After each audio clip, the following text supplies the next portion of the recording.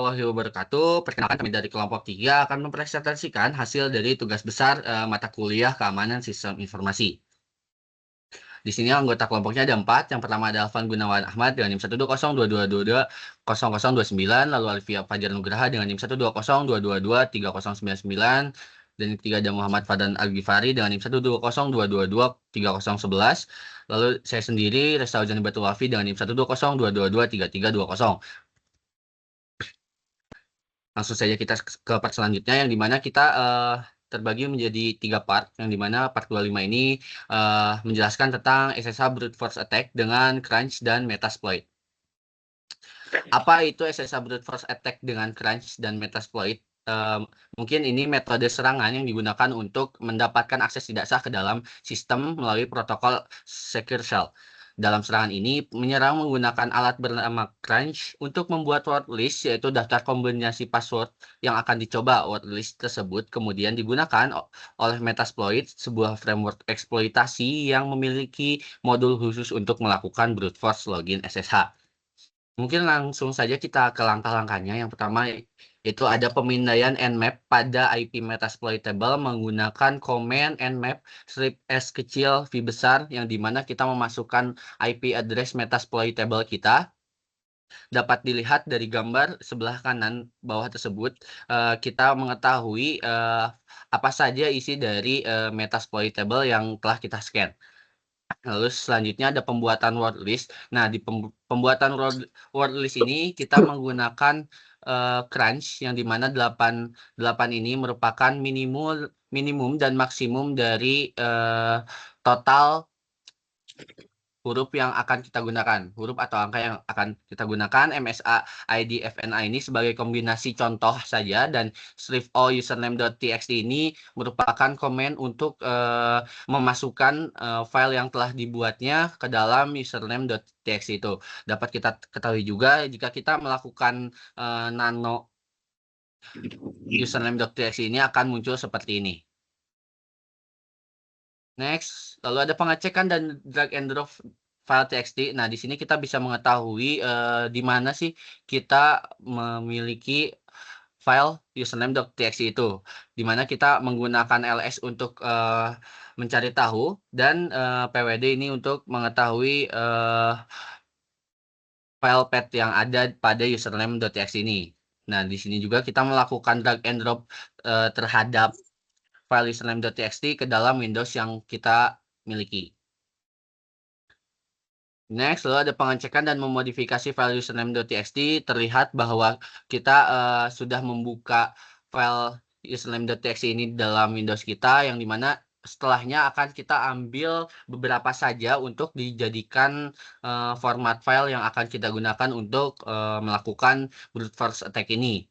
Nah, yang sudah dapat kita lihat bahwa username.txt yang sudah saya modifikasi yaitu berbentuk seperti ini. Ada 1, 2, 3, 4, 5, 6, 7, 8, 9, 10, 11. 11 total dari username.txt ini. Nah, di sini juga kita bisa lihat bahwa kita setelah melakukan modifikasi, kita akan melakukan drag and drop kembali file yang sudah kita modifikasi ke dalam Kali Linux kita. Dan kita bisa melihatnya bahwa ada 11 total username yang ada pada file username.txt ini. Nah, di sini ada navigasi menuju modul SSH. Di sini kita menggunakan ls untuk melihat daftar list file apa saja yang ada pada Metasploit framework, dengan menggunakan kita mengarahkan dulu terlebih dahulu direktori yang akan kita gunakan, yaitu menggunakan command cd/usr/share/metasploit framework, karena Metasploitable ini merupakan framework yang kita gunakan.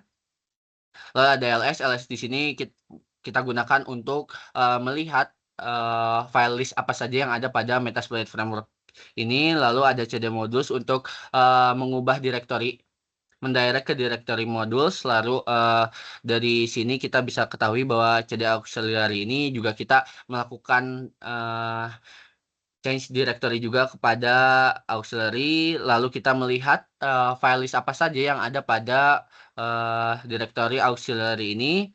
Lalu kita melakukan change directory lagi ke CD scanner dan kita melihat list apa saja yang ada pada scanner ini, lalu kita masuk ke SSH yang ada pada gambar tersebut. Yang dimana kita juga melakukan pengecekan file list lagi terhadap direktori SSH ini.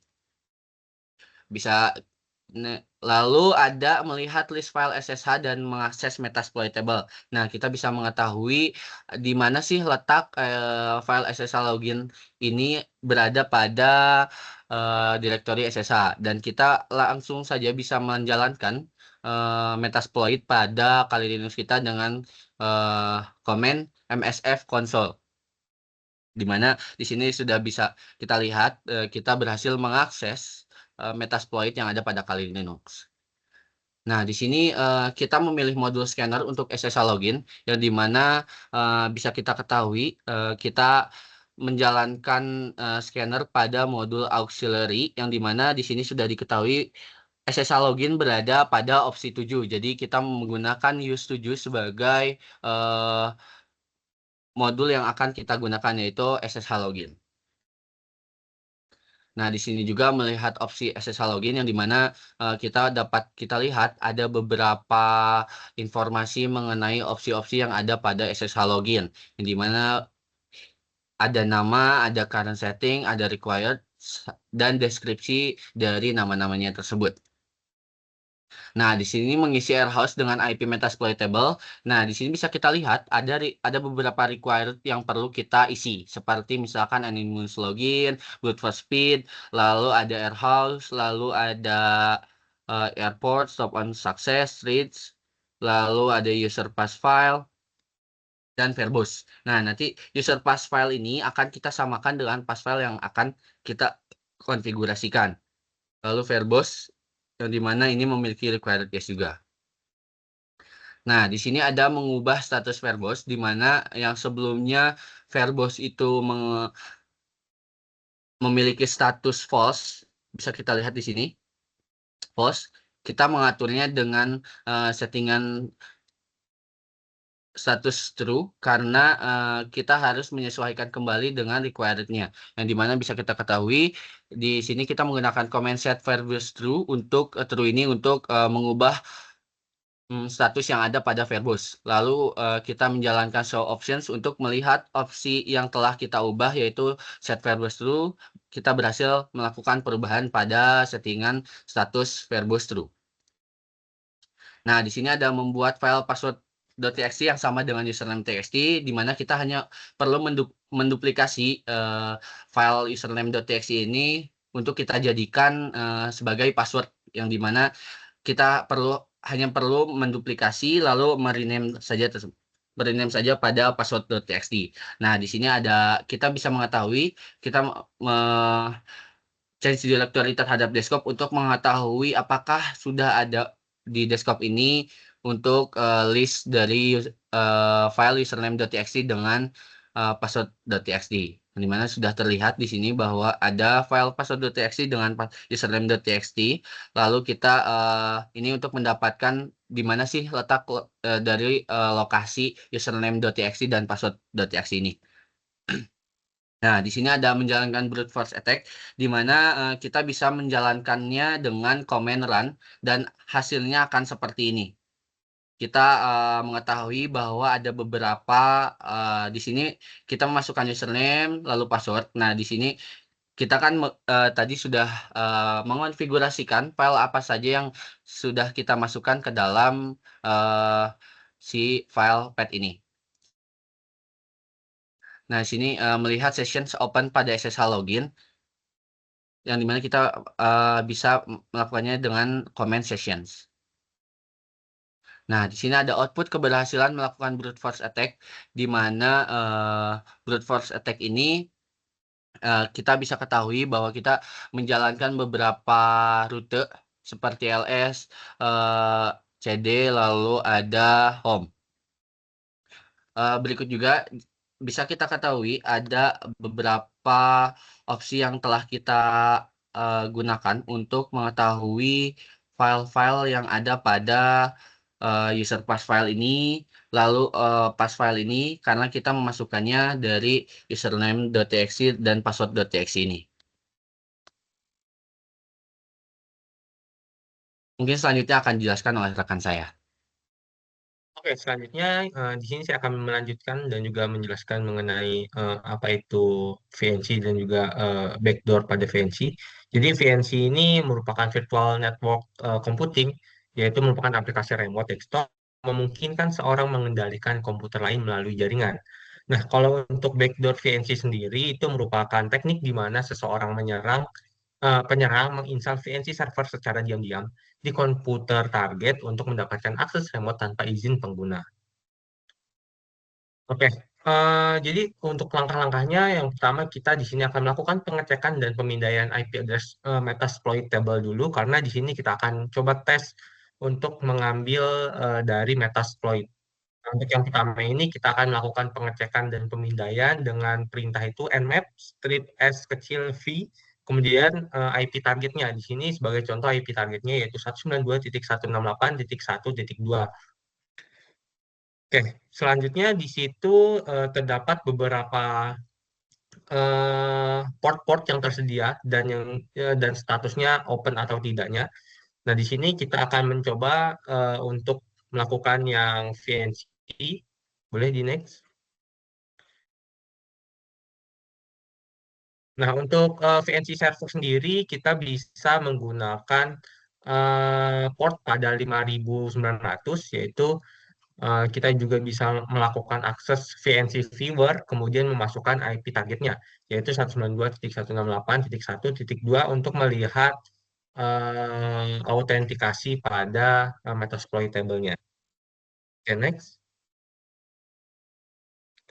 Oke, setelah melakukan pengecekan tersebut, nah kita dapat memastikan bahwa sudah masuk ke dalam Metasploitable-nya atau belum dengan cara kita bisa melihat pada terminal kita dan juga kita bisa mengetikkan mengetikkan komen seperti WMI ataupun hostname di mana kita akan melihat dan memastikan apakah kita sudah masuk ke mode root pada Metasploitable. Nah, jika kita sudah berhasil masuk ke dalam graphical desktop Metasploitable, maka tampilannya akan seperti terminal warna putih seperti ini. Oke, next. Oke, untuk mengakses root shell-nya sendiri menggunakan Natacat Netcat itu eh, untuk tahap awalnya itu kurang lebih sama seperti tadi. Kita harus mengakses tampilan awalnya dulu, kemudian kita memilih menu mana yang menyediakan port untuk root shell. Nah, untuk root shell sendiri di sini ketika kita sudah mendapatkan root shell-nya, eh, port root shell-nya kita bisa memasukkan eh, perintah yaitu netacat, kemudian masukkan eh, IP address target dan juga masukkan kode portnya seperti seperti pada contoh di sini netcat 192.168.1.2, kemudian masukkan portnya yaitu 1524. Oke, next. Oke, selanjutnya di sini kita akan melakukan eksploitasi mengenai Unreal RCD dan juga Java RMI. Next. Nah, untuk Unreal IRCD ini merupakan software server untuk IRC atau Internet Relay Chat yang populer dan juga open source. Nah, biasanya ini digunakan pengguna untuk membuat server chat mereka sendiri. Nah, untuk fitur-fiturnya itu kayak ada support untuk enkripsi SSL atau TLS, kemudian juga untuk sistem atau izin keamanan tingkat lanjut, dan juga kemampuan scripting. Nah, kalau untuk Java RMI atau yang biasa kita kenal sebagai remote method invocation, nah ini merupakan eh, teknologi dari Java yang memungkinkan objek dari satu mesin Java untuk memanggil metode pada objek mesin lain. Oke, next. Oke, untuk langkah-langkahnya kurang lebih mirip-mirip seperti yang tadi. di mana kita harus melakukan pengecekan dan juga pemindaian Nmap-nya menggunakan IP address targetnya. Nah, kemudian di sini kita akan berfokus pada port 6667/TCP, di mana ini merupakan port layanan dari Unreal IRCD. Oke, next. Nah, kemudian yang kedua kita akan melakukan pemindaian Metasploit Framework. Eh, Nah, jadi kita bisa memasukkan perintah search exploit, kemudian eh, Unreal RCD-nya. Kemudian nanti akan menampilkan beberapa eh, judul-judul exploit yang bisa kita lakukan. Nah, untuk saat ini kita akan fokus pada exploit/Unix, di mana ini merupakan path untuk Metasploit ataupun Linux-nya. Oke, next. Oke, selanjutnya kita akan melakukan pemindahan Metasploit Framework, di mana kita akan masuk ke dalam Metasploit Framework dengan menggunakan komen seperti msf-console, di mana nantinya akan muncul daftar ataupun nama dari framework Metasploit-nya. Kemudian setelah kita dapat framework-nya yang mau kita gunakan, kita bisa melakukan show option, di mana untuk melihat detailnya, kemudian kita bisa melihat informasi seperti si host, kemudian si port, dan lain sebagainya. Next. Oke, setelah melihat detailnya, kita bisa mengisikan air host itu dengan menggunakan alamat IP target untuk komennya seperti contohnya set air host, kemudian alamat IP-nya yaitu 192.168.1.2 untuk sebagai contoh. Kemudian kita juga bisa melakukan eh, set airport-nya. Biasanya itu sudah secara default yaitu 6667. Setelah semuanya sudah dilakukan set, kita melakukan kita akan melihat detail untuk show payloads-nya. Di mana untuk payloads-nya sendiri kita di sini akan menggunakan payloads ke-6 atau nomor ke-6, di mana kita bisa mengesetnya dengan cara set payload 6. Oke, next. Oke, untuk pemindaian Metasploit framework-nya itu sudah kita lakukan tadi, kemudian juga kita sudah melakukan R set set set yang dibutuhkan apa saja. Kemudian kita bisa melakukan run. Apakah Metasploit kita tadi sudah berhasil atau belum? Untuk run-nya kita bisa memasukkan komen run saja, kemudian nantinya terminal akan menjalankan Metasploit framework-nya pada eh, terminal kita. Nah, kemudian jika sudah selesai, maka tampilannya akan seperti di bawah ini, di mana kita bisa memverifikasinya dengan memasukkan komen seperti UMI ataupun root ataupun hostname. Nah, jika berhasil, dia akan memberikan root atau hostname, yaitu Metasploit target kita. Begitu. Next. Oke, untuk eksplorasi Java RMI sendiri kurang lebih mirip seperti yang tadi. Jadi kita melakukan scanning dulu, setelah itu kita melakukan search Java RMI, kemudian akan mendapatkan informasi-informasi detail mengenai Java RMI apa saja yang tersedia, seperti pada gambar berikut. Oke, next. Oke, setelah melakukan search Java RMI, kita bisa melakukan eh, run RMI yang kita mau gunakan. Di sini kita tinggal memasukkan saja komennya seperti run, kemudian dia akan menjalankan otomatis untuk eh, Java RMI kita. Next. Oke, mungkin hanya itu saja yang bisa kami sampaikan. Mohon maaf apabila ada kesalahan. Eh, Kami dari kelompok 6, eh, kami akhiri. Sekian dari kami. Wassalamualaikum warahmatullahi wabarakatuh.